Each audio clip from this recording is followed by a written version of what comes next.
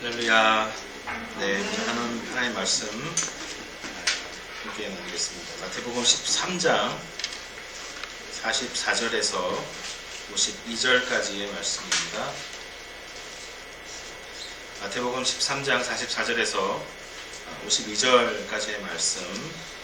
오늘 함께 나누게 될 비유는 그물의 비유인데, 그물의 비유는 48절과 49절까지인데 47절부터 49절 또 50절까지인데 그 앞에 있는 함께 살펴보기 위해서 좀 길게 말씀을 보겠습니다.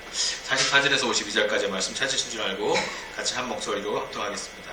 천국은 마치 밭의 감추인 보화와 같으니 사람이 이를 발견한 후 숨겨두고 기뻐하며 돌아가서 자기의 소유를 다 팔아 그 밭을 사느니라.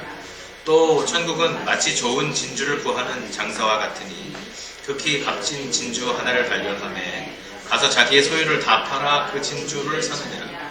또 천국은 마치 바다에 치고 각장 물고기를 모는 그물과 같으니 그물에 가득함에 물가로 끌어내고 앉아서 좋은 것은 그릇에 담고 못된 것은 내버리느니라. 세상 끝에도 이러하리라. 천사들이 와서 의인 중에서 악인을 갈라내어 풀무불에 던져 넣으리니 거기서 울며 이를 갈리라. 이 모든 것을 깨달았느냐 하시니 대답하되 그러하오이다. 예수께서 이르시되 그러므로 천국의 제자된 서기관마다 마치 새 것과 옛 것을 그곳에서 내오는 집주인과 같으니라. 아멘. 새 것과 옛 것을 그 곳간에서 내오는 집주인과 같으니라. 아멘. 여러분 첫 번째 슬라이드 보여주시겠어요? 네. 선생 보이시죠? 네. 한자도 여러분 다 아시죠? 제일 먼저 앞에 있는 한자가 먼저 선자입니다. 먼저 선자. 그리고 날생자, 그죠? 살생자, 날생자. 어떤 의미일까요? 먼저 태어난 사람, 그죠? 혹은 먼저 산 사람. 먼저 태어나면 먼저 살죠, 그죠? 먼저 인생의 길을 앞서간 사람이라는 뜻입니다. 먼저 태어나서, 먼저 살아서, 먼저 깨닫고 그 지혜를 아직 깨닫지 못한, 아직 경험하지 못한 삶의 어려움, 삶의 즐거움, 삶의 지혜를 아직 깨닫지 못한 사람에게 나누어 주는 사람을 우리가 선생이라고 합니다.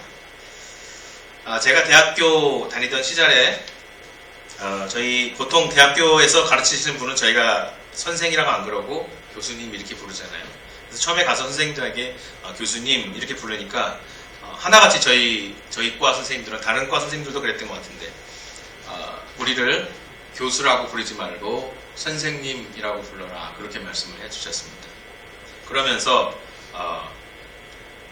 여러분 그 중고등학교 다닐 때 선생님에게 교사님 이렇게 안 부르지 않느냐.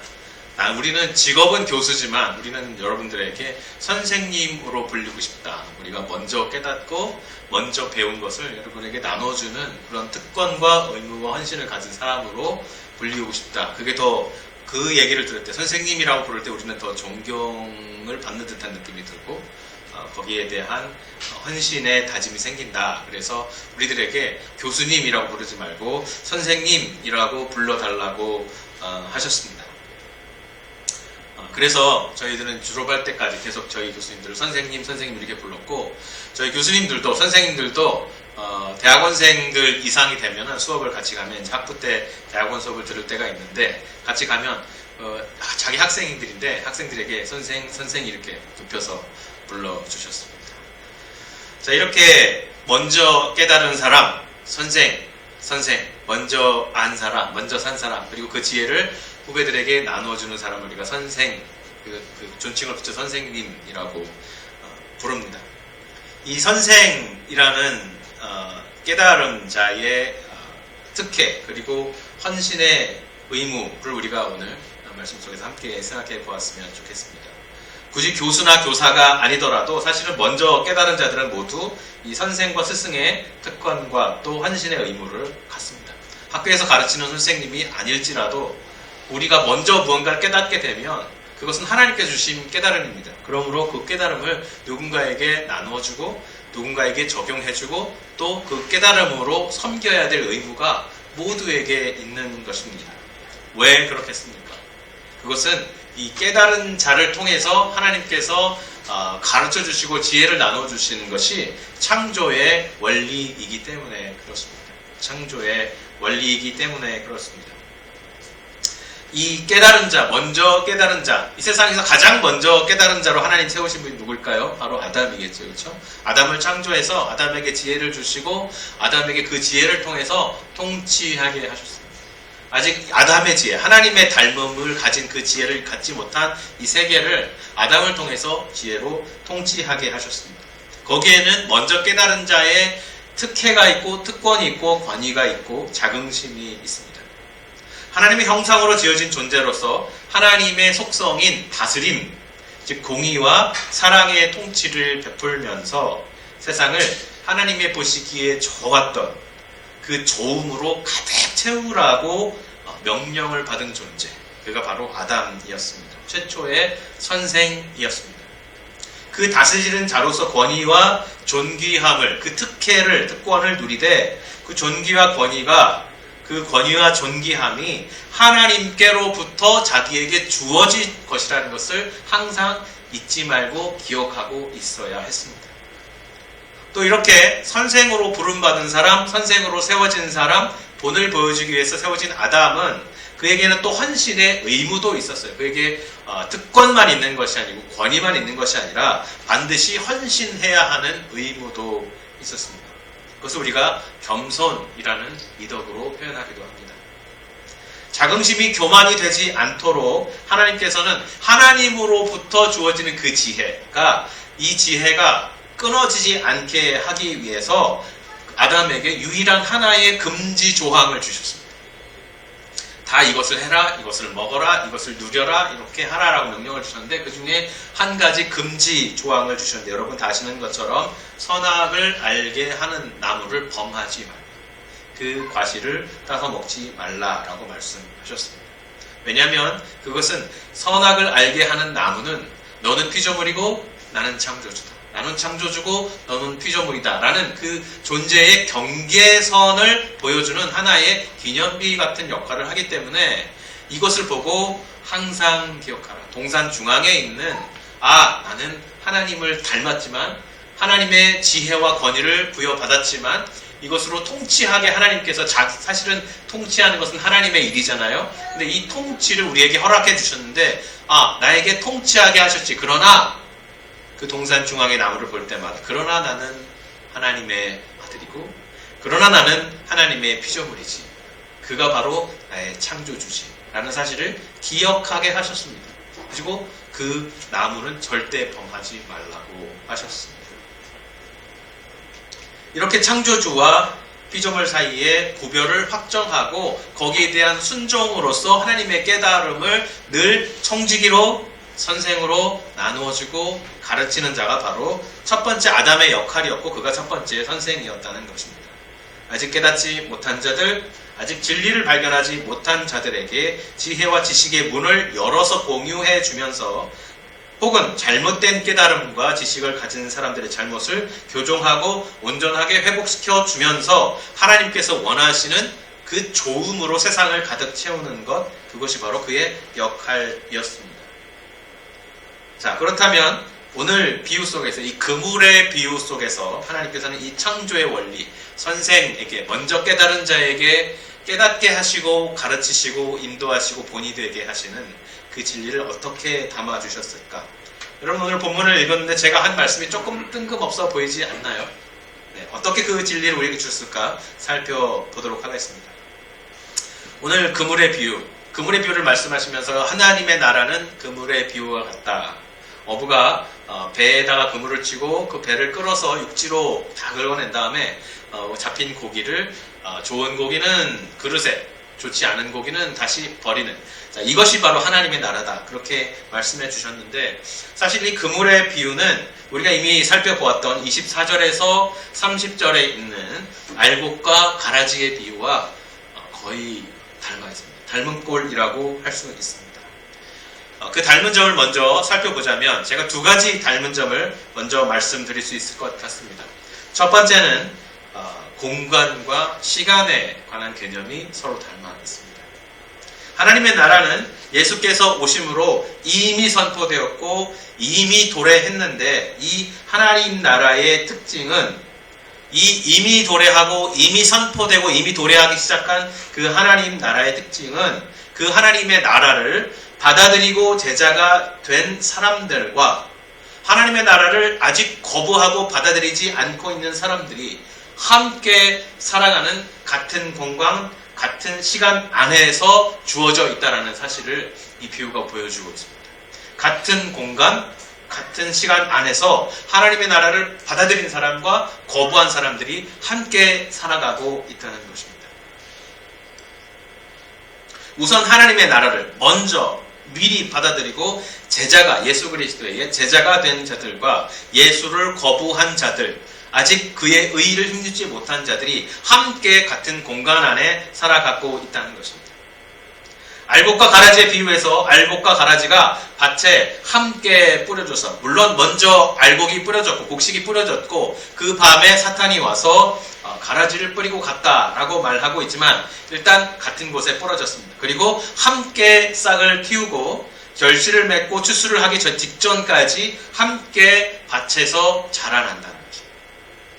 그물의 비유에서도 좋은 물고기와 쓸모없는 못된 것, 가치 없는 물고기가 어부의 그물에 낚이기 전까지는 바다에서, 물속에서 함께 살아간다는 사실을 비유는 분명히 우리에게 말해주고 있습니다. 시간에 관해서도 좀 더 강조하면서 말해주고 있는데요. 같은 공간과 같은 시간.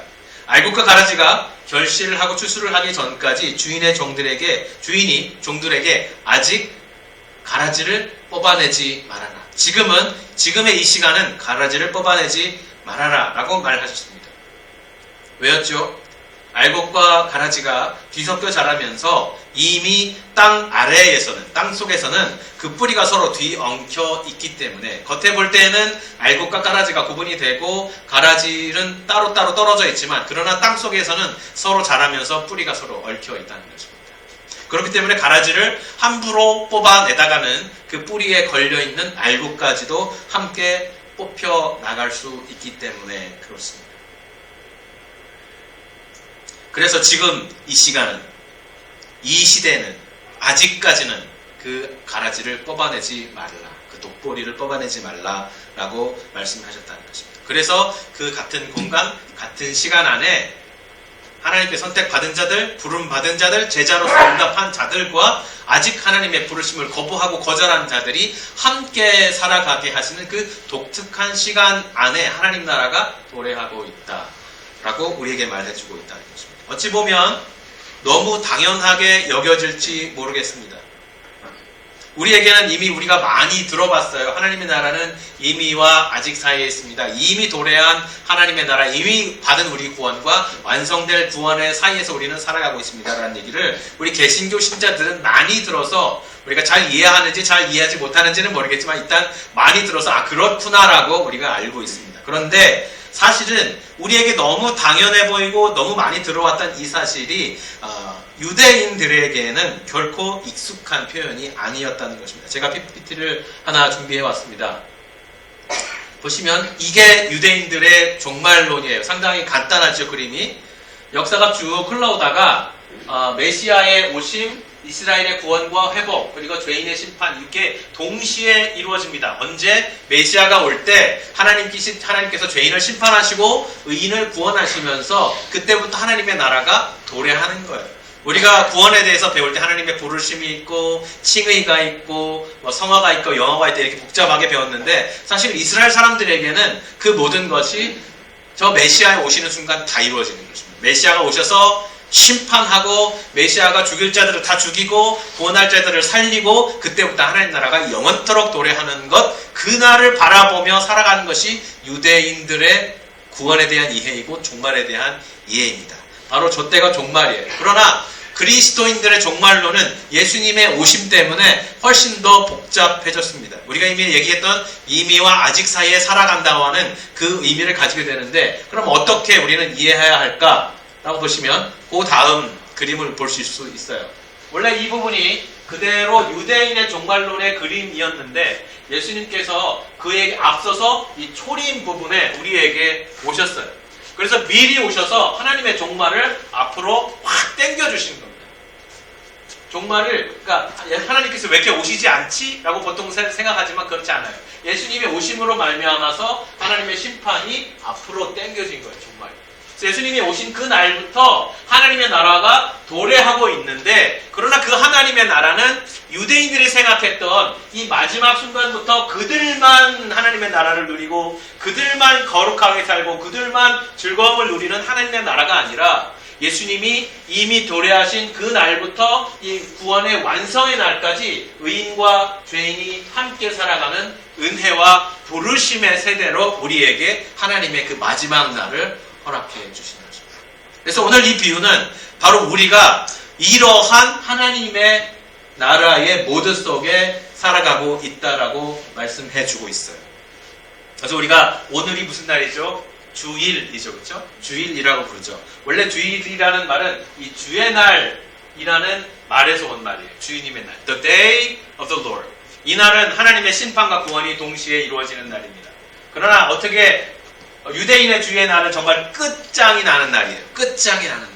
그래서 그들은 그 날을 기다리며 살아오고 있는데 예수께서 오셨는데 그 예수의 구원이 바로 주의 날이다. 예수의 구원이 성전을 회복하고 그 성전을 통해서 모든 주님의 백성들이 심판과 구원을 받은 날이다 라고 말씀해 주신 것인데, 그래서 예수께서 부활하신 날 사실은 이미 심판이 선포되었고 구원이 선포되었다. 그러나 그 심판은 독특한 심판인데 유대인들이 도무지 이해하지 못하는 심판이고 구원인데, 그게 바로 우리가 매일 기념하는 예수 그리스도의 죽으심과 부활의 날, 그 주의 날이다.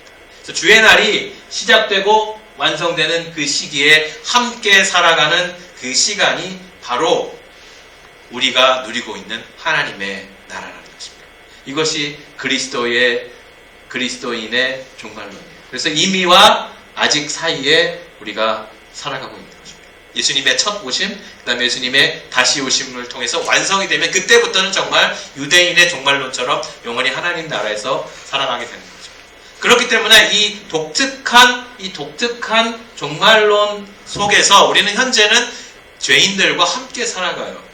그러나 또 이 비유는 동시에 또 다른 한 특징을, 공통점을 말해주고 있는데, 첫 번째는 함께 살아가는 공간, 함께 살아가는 시간을 알곡과 가라지 비유, 그리고 오늘 그물의 비유가 말씀해주고 있다면, 또 하나의 닮은 점은 두 번째는 추수의 때 바다에 있는 물고기를 그물로 건져낸 최후의 순간이 있다. 쓸 수 있는 물고기는 그릇에, 쓸 수 없는 물고기는 다시 바다에 버리는, 죽음에 버리는, 자, 그런 마지막에 종말의 때가 있다라고 말씀해주고 있습니다. 말씀드린 것처럼 초림과 저 재림의 때는 함께가 아니라 분리하는 때다 라고 말씀해 주고 있는 것입니다. 알곡과 가라지가 아무리 서로 비슷하게 생겼어도, 아무리 뿌리가 얽혀 있어도 일단 이삭이 패이고 이삭이 연글고 나면 확연하게 구분이 됩니다. 이삭의 모양이 달라요. 그래서 확연하게 구분이 됩니다. 그래서 결국은 다 구분을 해낼 수 있습니다. 구분이 어렵다고 할지라도 가라지, 즉 우리가 독보리라고 부르는 그 곡식은요, 그 안에 항상 펑거스, 그 곰팡이가 기생을 합니다. 그래서 이게 알곡이 섞이면 알곡이 전체 다 망가져 버려요. 그 곰팡이 때문에. 그렇기 때문에 한 알, 두 알마저도 마지막까지 다 걸러내겠다라는 주인의 의지가 담겨 있는 것이 바로 알곡과 가라지의 비유였습니다. 주인은 반드시 그렇게 할 것입니다. 아무리 많은 일꾼을 들이더라도 반드시 가라지를 다 걸러낼 것입니다. separation의 때가 반드시 온다라고 말씀해주고 있죠. 오늘 우리의 이 그물의 비유는 사실은 이 separation에 더 강조를 두고 있는 비유인 것 같습니다. 유대인의 율법에는 생선 중에도 비늘이 있고 지느러미가 있는 것만 정결한 어류라고 분류를 합니다. 그것만 만질 수 있고 그것만 먹을 수 있어요. 그래서 지느러미가 없는 미꾸라지, 여러분 아시죠? 미꾸라지는 정결한 음식이 아닙니다. 우리가 좋아하지만 바다뱀, 물뱀 이런 거 정결한 어류가 아니에요. 우리 최 목사님이 상당히 좋아하시는 음식 중에도 있는데 문어, 낙지, 해삼 이런 거 우리가 먹으면 안 돼요. 만약에 유대인들은 이걸 먹으면 안 됩니다. 이게 조개 이런 것들 전부 다 부정한 것으로 여겨져서 식용으로 절대 사용하지 않고 다시 바다로 집어 던져놓고 버리는 어류들입니다. 그래서 이스라엘의 그 갈릴리에서 물고기를 잡는 사람들은 물고기를 일단 잡으면 이렇게 비늘과 지느러미가 있는 물고기들 그리고 써먹을 수 없는 물고기들을 가르게 돼 있어요. 이게 단순하게 먹을 수 있고 먹을 수 없고의 문제가 아니에요. 이 사람들은 이것을 내다 팔아야 먹고 살잖아요. 그렇죠. 돈이 되는 물고기와 돈이 되지 않는 물고기로도 갈리는 거예요. 그러니까 정결한 음식을 물고기를 다 놓고 이것을 이제 분리를 하는 것이죠. 특히 이들이 고기를 잡는 그물은요, 그냥 우리가 이렇게 던지는 투망이 아니라 흔히 말하는 예인망입니다. 배 두 대가 그물의 끝을 잡고 바닥을 훑어내면 그 그물에 하나도 빠짐없이 다 걸려 나오는 일종의 우리가 말하는 예인망 혹은 후리그물이라는 그물이에요. 거기서 완전히 다 잡아낸 다음에 완전히 훑어낸 다음에 빠짐없이 건져낸 다음에 정결한 어류와 부정한 어류를 걸러낸다는 것입니다. 그래서 이 비유는 특히 그물의 비유는 알곡과 가라지의 비유보다도 마지막에 있을 separation, 구분, 이별, 갈라짐 이것에 조금 더 방점을 두고 있는 것입니다. 일단 이 그물이 처진 지역에 있는 물고기는 거의 그물에서 빠져나가지 못한 자는 점이 강조되어 있고요. 또 어부들이 그 그물로 잡아낸 물고기 중에 정결한 물거리와 그러지 못한 물고기들을 가려낼 것이다. 남기지 않고 가려낼 것이다. 라는 것을 말씀해 주고 있습니다. 여러분, 예수님이 이 비유를 말씀해 주고 계실 때 어디서 말씀을 하고 계셨습니까? 마태복음 13장 처음에 보면 이렇게 말씀하고 있어요. 그날에 예수께서 집에서 나가사 바닷가에 앉으시매. 갈릴리 바닷가에 앉아서 말씀을 전하셨다는 것이죠. 대부분의 사람들 중에 예수님의 비유를 지금 듣고 있는 사람의 대부분의 많은 대다수의 사람들이 실제로 어업에 종사하고 있는 사람들이고 그것을 잘 알고 있는 사람들이라는 말씀이십니다. 그러면 주님께서 이 어업에 대한 물고기를 잡는 비유를 설명할 때 그들은 너무 잘 이해했을 것이라는 것이죠. 돈이 되는 물고기와 되지 않는 물고기, 여러분 만약에 어업에 종사한다면 한 마리의 고기라도 분류를 하지 않고 그냥 내다 파시겠습니까? 그렇지 않죠? 네, 하나까지 다 분류해서 여러분 단 한 푼이라도 더 벌려고 하실 것입니다. 그 사람은 다 알아요. 심지어 우리도 이런데 하나님께서 마지막에 그의 심판을 이루실 때 이것을 이 가르는 의인과 죄인을 가르는 것에 실수가 없을 것이다 라는 것을 다 알고 있다는 것입니다. 이렇게 알곡과 가라지의 비유와 그물의 비유 두 가지의 닮은 점을 살펴보았습니다. 첫 번째는 함께 살아가는 시간과 공간 안에 우리에게 하나님의 나라가 주어졌다. 이미의 하나님의 나라. 그 다음에는 아직 오지 않았지만 끝내 오게 될 하나님의 나라, 돌이킬 수 없는 마지막 순간, 즉 종말, 가르는, 의인과 죄인을 가르는 하나님의 마지막 종말이 올 것이다 라는 것을 이 비유에서 말씀해주고 있다는 것이었습니다. 그럼 이제 오늘 비유의 말씀을 주변 문맥 속에서 한번 더 자세히 살펴본다면 어떻게 이 의미가 또 드러날 수 있을까? 결론부터 말씀드리자면 이 비유 자체를 우리가 문맥과 함께 살펴보아도 동일하게 이 함께 살아가는 시간과 공간 그리고 함께 살아갈 수 없는 분리의 심판이 여전히 강조되고 있다고, 긴장관계 속에서 강조되고 있다고 저는 말씀드릴 수 있을 것 같습니다. 함께 살아가도록 주어진 시간과 공간 그리고 돌이킬 수 없는 마지막의 분리의 시간, 이 두 가지 의미의 긴장을 오늘 본문은 비유와 비유를 둘러싸고 있는 문맥의 배치 모양새 그림을 통해서 또 우리에게 보여주고 있습니다. 보면은 그림을 보시면 이렇게 되어 있습니다.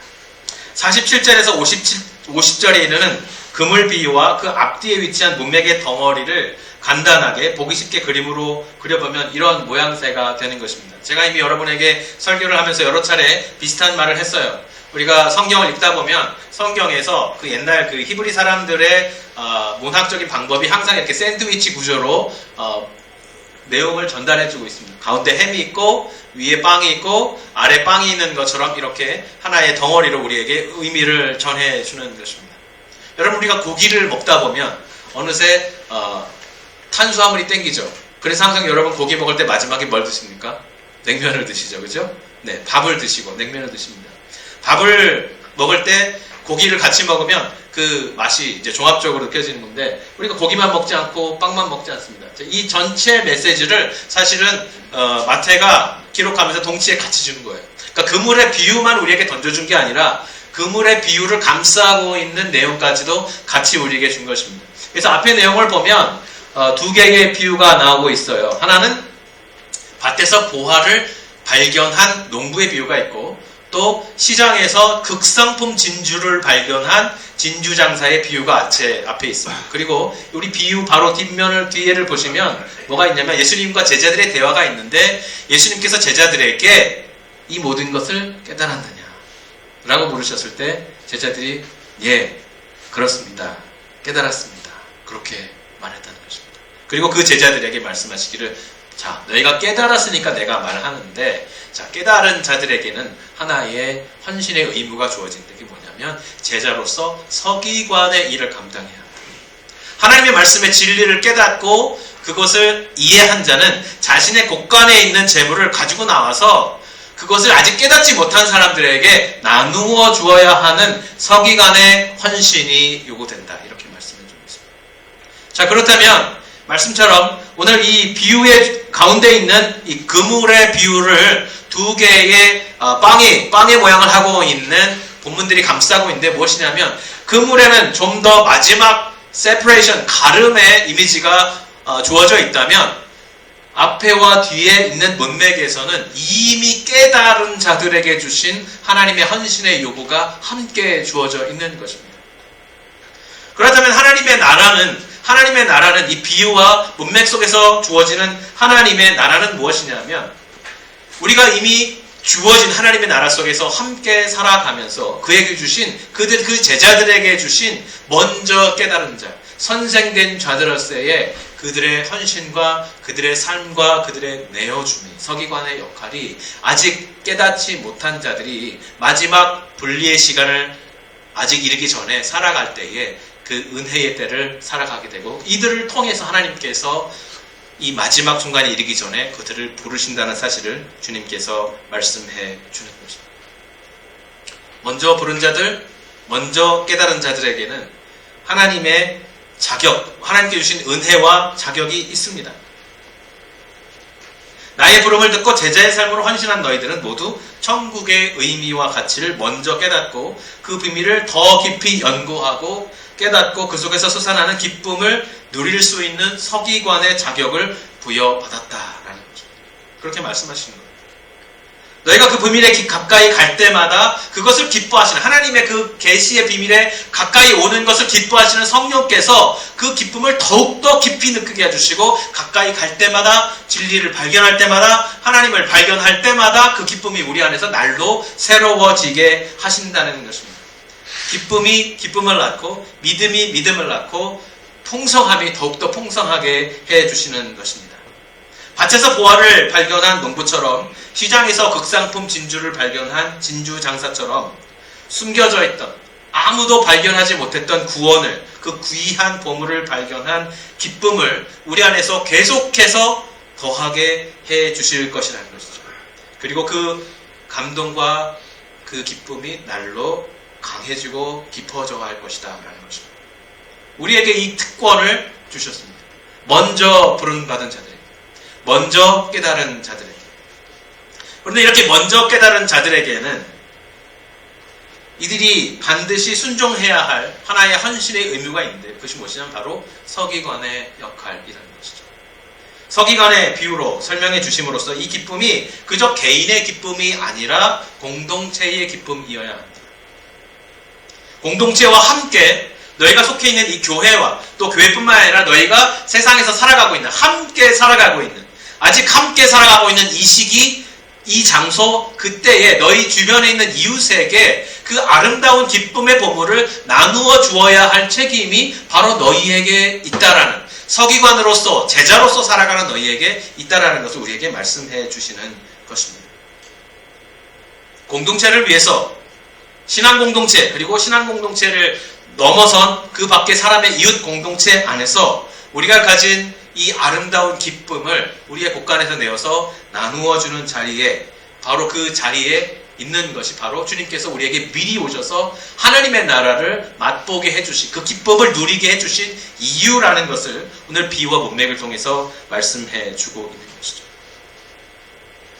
이미 깨달은 이들이 아직 깨닫지 못한 자들과 함께 살아가도록 주어진 현실의 시간과 공간 속에 이미 이 세상 속에 침투해 들어와 있는 하나님의 나라, 하나님의 다스림, 하나님의 임재, 그 임재를 누리는 기쁨과 득회, 그 기쁨이 우리를 가만히 내버려두지 않고 아직 이것을 깨닫지 못한 사람들에게 밀어붙이는, 그래서 이것을 나누게 하는 그 소망의 삶을, 그 은혜의 삶을 살아가게 하신다는 것입니다.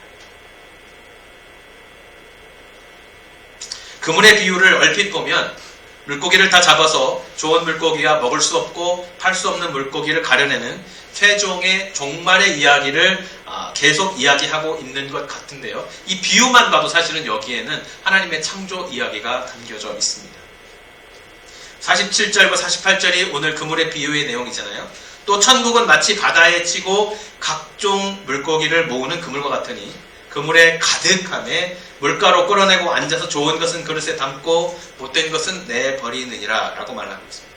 여기에 보면 창세기 1장 20절에서 22절 말씀이 어림어림하고 있고, 또 에스겔서 4장 1절에서 10절 말씀이 동시에 암시되고 있습니다. 각종 물고기 그리고 그물에 가득함에 라는 표현이 있는데, 창세기 1장 20절에서 22절 말씀을 같이 한번 보겠습니다. 여기 보면 하나님이 이르시되 물들은 생물을 번성하게 하라. 땅 위 하늘의 공창에는 새가 나르라 하시고, 하나님이 큰 바다 짐승들과 물에서 번성하는 움직이는 모든 생물을 그 종류대로, 날개 있는 모든 새를 그 종류대로 창조하시니 하나님이 보시기에 좋았더라. 하나님이 그들에게 복을 주시며 이르시되 생육하고 번성하여 여러 바닷물에 충만하라. 새들도 땅에 번성하라 하시니, 우리에게 함께 살아가도록 주신 이 땅의 하나님 나라, 이미 이루신 하나님 나라가 사실은 하나님께서 이미 예수 그리스도의 사역을 통해서 우리 안에 회복하신 창조라고 말씀하고 계신 것입니다. 또 에스겔서 말씀을 보면 이렇게 쓰여져 있습니다. 제가 좀 요약해서 써왔는데요. 그래도 좀 길어요. 그가 나를 데리고 성전 문에 이르시니 성전 앞면이 동쪽을 향하였는데 그 문지방 밑에서 물이 나와서 동쪽으로 흐르다가 성전 오른쪽 제단 남쪽으로 흘러내리더라. 그 사람이 이 손에 줄을 잡고 동쪽으로 나아가 천척을 측량한 후에 내가 그 물을 건너게 하시니 물이 발목에 오르더니 또 한참 지나고 다시 천척을 댔니 무릎에 오르고 다시 좀 지나서 천척을 댔니 허리에 오르고 내가 건너지 못할 강이 되니라. 그가 내게 이르시되 인자야 내가 이것을 보느냐, 에스겔아 내가 이것을 보느냐 하시고 나를 인도하여 강가로 돌아가게 하시고 내가 돌아가니 강 좌우편에 나무가 심히 많더라. 그가 내게 이르시되 이 물이 동쪽으로 향하여 흘러 아라바로 내려가서 바다에 이르리니 이 흘러내리는 물로 그 바다의 물이 되살아나리라. 이 강물이 흐르는 곳마다 이르는 곳마다 번성하는 모든 생물이 살고 또 고기가 심히 많으리니 이 물이 흘러 들어가므로 바닷물이 되살아나겠고 이 강이 이르는 각처에 모든 것이 살 것이며 또 이 강가에 어부가 설 것이니 엔게디에서부터 에네글라임까지 금을 치는 곳이 되리라.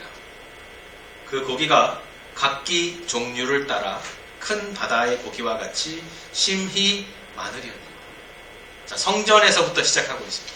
이스라엘이 범죄하여 바벨론이 와서 성전을 완전히 무너뜨리고 성전이 회파되었습니다. 그들이 바벨론에 끌려갔습니다. 그들에게 주시는, 에스겔에게 주시는 환상입니다. 너희에게 성전이 회복될 것이다. 하나님의 영광이 너희의 범죄로 인하여 성전을 떠나갔지만 그 영광이 다시 성전으로 돌아오게 될 것인데, 그때에 성전에서부터 물이 쏟아져 나와서, 물이 솟아나와서 처음에는 너희 발목을 채우고 무릎을 채우고 허리를 채우고 다음부터는 너희가 완전히 푹 잠길 만큼의 하나님의 영광의 그 생명의 물이 너희를 완전히 채울 것이다.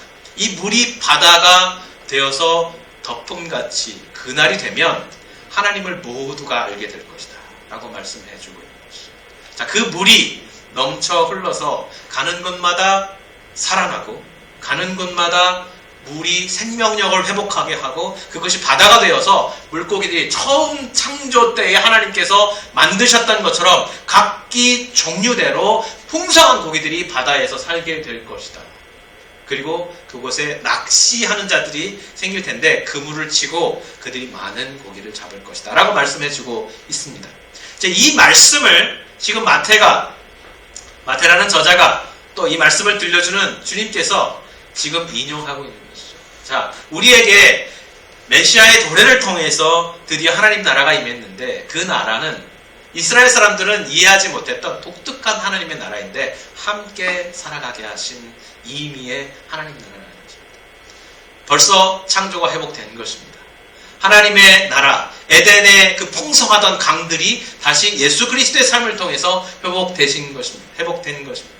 누구든지 예수를 믿는 자는 그 배에서 생수가 흘러나리라. 예수 그리스도의 성전 되심을 통해서 그 성전의 회복을 통해서 그 배에서 넘쳐나는 생수를 통해서 그도 먹고 살아나고 그 물로 인해서 바다가 이루어지고 그가 교회에 부어주시는 성령으로 인해서 그 은혜의 성령에 잠겨져서 살아가게 될 것이다. 그러나 이 바다는, 이 하나님의 나라는 유대인들은 이해하지 못했던 함께 살아가는 하나님의 나라. 아직은 구원받지 못한, 부름받지 못한 이들과 그 물에서 회복되었지만 함께 살아가는, 아직 그 나라를 받아들이지 않는 사람들마저도 함께 살아가는 하나님의 나라라고 말씀해주고 있는 것입니다. 바로 이때가 너희가 은혜 받을 때이고, 바로 이때가 너희가 하나님의 은혜로 말미암아 주님께로 돌아올 때라고 말씀하고 있어요. 그래서 고린도후서 1장 2절에서는 이렇게 말씀하고 있습니다. 우리가 하나님과 함께 일하는 자로서 너희를 권하노니 하나님의 은혜를 헛되이 받지 말라. 이르시되 내가 은혜 베풀 때에 너에게 듣고 구원의 날에 너를 도왔다 하셨으니 보라 지금은 은혜 받을 때요 보라 지금은 구원의 날이로다. 표현을 약간 받으면 보라 바로 지금이 은혜 받을 때이고 바로 지금이 구원의 날이다. 너희 먼저 깨달은 자들과 아직 하나님의 나라를 받지 않은 너희들이 살아가는 바로 이곳이 은혜의 공간이고 은혜의 시간이다 라고 말씀하고 있습니다. 너희가 발견한 그 하나님의 나라의 기쁨을 풍성하게 누리라. 그리고 이것을 나누어 주라. 이 두 가지 의무, 두 가지 기쁨 모두 우리에게 주시는 것입니다. 예수께서 제자들의 발을 씻으신 후에 그들에게 이렇게 말씀하셨습니다. 이 십자가를 짊어지시기 전날 밤, 마지막 날 만찬을 하시고 제자들의 발을 씻으셨죠. 요한복음 13장 12절에서 15절 말씀입니다. 그들의 발을 씻으신 후에 옷을 입으시고 다시 앉아 그들에게 이르시되 내가 너희에게 행한 것을 너희가 아느냐. 너희가 나를 선생이라 또는 주라 하니 너희 말이 옳도다. 내가 그러하다. 내가 주와 또는 선생이 되어 너희 발을 씻었으니 너희도 서로 발을 씻어주는 것이 옳으니라. 내가 너희에게 행한 것 같이 너희도 행하게 하려 하여 본을 보았노라. 우리에게 주와 선생이 되셔서 우리를 또한 그와 같이 선생이 되게 하시고 주가 되게 하시는 것입니다. 우리를 예수께서 하신 것처럼, 예수께서 본을 보이신 것처럼 우리로 하여금 선생이 되게 하셔서 우리에게 주신 이 깨달음을 나누게 하시고 그 은혜와 기쁨을 누린 것을 흘려 보내주기를 원하는 것입니다. 이것은 겸손이고 순종입니다. 여러분, 우리가 이미 많이 나누었던 말씀이기도 합니다. 예수님께서 어떻게 제자들의 발을 씻기셨습니까? 예수님께서 수건을 가지고 허리를 동이셨다 이렇게 말씀하고 있죠. 여러분 기억나십니까? 이스라엘 사람들의 옷은 통으로 치마처럼 쌓여진 두루마기 옷이잖아요. 자, 이 옷을 가지고 움직이기가 쉽지 않습니다. 이 옷을 그대로 입은 채로 누군가의 발을 씻겨주기가 쉽지 않아요. 어떻게 해야 됩니까? 이 치맛자락을 들어 올려서 이 치맛자락 뒤에 있는 부분을 앞으로 끌어당겨서 허리에 묶은 띠 속으로 집어넣고 반바지처럼 만들어야 돼요. 그래서 이 다리가 허옇게 다 드러나야 됩니다. 그래서 그 허옇게 드러난 다리의 무릎을 바닥에 꿇어야 누군가의 발을 씻길 수 있는 것입니다. 예수님께서 내가 주와 및 선생이 되어서 너희에게 가르쳤다. 너희에게 본을 보였다. 너희 발을 씻겼다는 것은 예수님께서 그 부적절한 움직이기에 불편한 옷을 편하게 만드시고 자기 무릎을 드러내시고 바닥에 무릎 꿇으시고 그 무릎을 꿇으신 채로 제자들의 발을 씻기셨다는 것입니다. 우리에게 먼저 깨달은 자, 먼저 하나님께서 주신 하나님의 은혜와 그 나라를 경험하게 하신 것은 너희도 너희의 그 치렁치렁한 옷을 걷어붙이고 너희의 무릎을 드러내고 바닥에 꿇고 발을 씻기라는 거죠. 그것이 바로 하나님께서 우리에게 주시는 먼저 깨닫고 먼저 하나님의 은혜를 누리고 먼저 하나님의 나라에 속한 자로서 감당해야 할 깨달은 자의, 선생된 자의 사명이라는 것을 우리에게 지금도 변함없이 말씀해주고 있는 거죠. 자, 그렇다면 선생의 사역, 겸손으로 감당해야 된다고 말씀드렸습니다. 많은 그리스도인들이 그러나 이 겸손의 사역에 대해서 이해를 못하는 것 같아요. 그래서 세상 사람들을 향해서 너희는 죄인이다 선포하고 복음이 여기 있다 선포하고 예수 그리스도께서 우리를 죽으셨다, 우리를 위해 죽으셨다, 우리를 위해 부활하셨다, 그가 승천하셨다 선포하기만 하면 다 된다고 생각하지만 여러분 우리가 잘 알잖아요. 누구에게 너 죄인이라고 그 죄를 고백하고 고소하고 지적하는 것만으로 사람이 변하지 않습니다. 여러분 숱하게 많은 감옥이 있잖아요. 그들에게 심판을 하고 그들에게 선고를 하고 그들을 감옥에 넣는다고 해서 그 사람들이 변화됐으면 이 세상이 아마 다 천국이 됐을 것입니다. 그러나 우리가 아는 것처럼 여러분 전과는 계속해서 더해가요. 감옥에 갔다 온 사람들이 범죄를 더 많이 합니다. 변하지 않아요. 교화한다고 하지만 교화되지 않습니다. 어떻게 변화될까요? 어떻게 변화될까요? 그것은 우리가 참된 회개의 열매를 맺음으로써만 변화됩니다. 이 세상 사람들이 주님께서 우리에게 하신 것처럼 본을 보이셨다는 것은 우리가 세상 사람들 앞에 우리가 회개의 열매를 맺는 것을 통해서 함께 살아가는 이 공간에서 하나님의 그 종말을 그들이 체험하게 되는 것입니다. 우리가 늘 하나님께로 돌아가야 합니다. 우리가 늘 이 함께 살아가는 공간, 함께 살아가는 이때에 그들의 눈앞에서 우리가 하나님께로 돌아가야 합니다. 여러분 종교 개혁이 왜 그렇게 어마어마한 영향을 세계에 미쳤는지 유럽 세계에 미쳤는지 생각해보면 그들이 세상을 향해서 너희들 죄인이라고 선포했다고 세상이 변한 게 아니었어요. 교회가 스스로 하나님 말씀을 통해서 회개하고 변화되었기 때문에 세상이 변한 것입니다. 여러분 이 세계의 교회사를 보면 부흥이라는 단어가 일어나는 곳마다 부흥이 우리 교회로 몰려갑시다 해서 부흥이 일어난 게 아니에요. 부흥이 일어난 그 핵심 정점의 역사적인 사건들을 보면 다 회개의 운동이었습니다. 교회가 하나님 앞에 자기의 죄를 회개하고 정말 회복되는 그 시점으로부터 폭발적인 부흥의 역사가 나타난 것입니다. 메타노에요. 교회의 회개, 교회가 가던 길을 잘못 가던 길을 돌이켜서 하나님의 말씀의 길로 다시 돌아가서 올바로 정치할 때에 제대로 자리를 잡을 때에 세상이 그것을 보고 한 공간, 한 시간 안에 함께 살아가고 있는 이 세상이 하나님의 나라, 그 속에 임재해 있는 하나님의 나라를 발견하게 되는 것입니다. 그것이 우리에게 먼저 깨닫게 하시고 먼저 하나님의 나라를 누리게 하신 이 그물의 비유, 알곡과 가라지의 비유를 통해서 말씀하신 우리의 사명인 것입니다. 회개의 열매를 누리는 삶, 하나님께로 돌아가는 그 기쁨, 돌아갈 곳이 되시는 약속의 진실한 주님께 돌아갈 때에 우리를 회복하시는 그 은혜 앞에 우리가 끊임없이 말씀 앞에 살아가고 그 말씀을 통해서 회복되고 회개의 열매를 맺을 때 그것이 바로 우리에게 임하신 하나님의 나라를 보여주는, 우리에게 임한 하나님의 그 은혜를 나누어주는 삶이 될 것이라고 생각합니다. 우리가 함께 찬양 불렀었는데 여호와께 돌아가자, 이 찬양을 불렀습니다. 서로의 발을 씻어주는 그리스도인이 되어야 합니다. 발에 더러움, 네 발이 정말 더러워, 너 발 정말 더러워, 이렇게 말하는 거 가지고 세상 사람 변하지 않아요. 어떻게 해야 됩니까? 우리가 옷을 걷어서 우리의 무릎을 드러내고 그들 앞에 무릎을 꿇어야 합니다. 그들보다 낮은 자리에 우리가 처해야 하고 그 낮은 자리에서 그들의 발을 씻어 주어야, 우리 서로 발을 씻어 주어야 그래야 변하는 것입니다. 그것이 우리의 회개의 열매요, 우리의 겸손인 것입니다. 그 자리로 주님께서 우리를 부르십니다. 언젠가는 이 함께 할 수 있는 시간, 함께 할 수 있는 공간이 아니라 언젠가는 분리시킬 것이다. 그러기 전에 너희를 통해서 부르실 그 영혼들을 하나도 남김없이 주님께서 부르시겠다 약속하신 것입니다. 그 은혜에 사용될 수 있기를 간절히 소원하고, 먼저 우리들부터 하나님께로 돌아가는, 여호와께 돌아가는 그 은혜를 체험하는 성도들 되기를 소원합니다.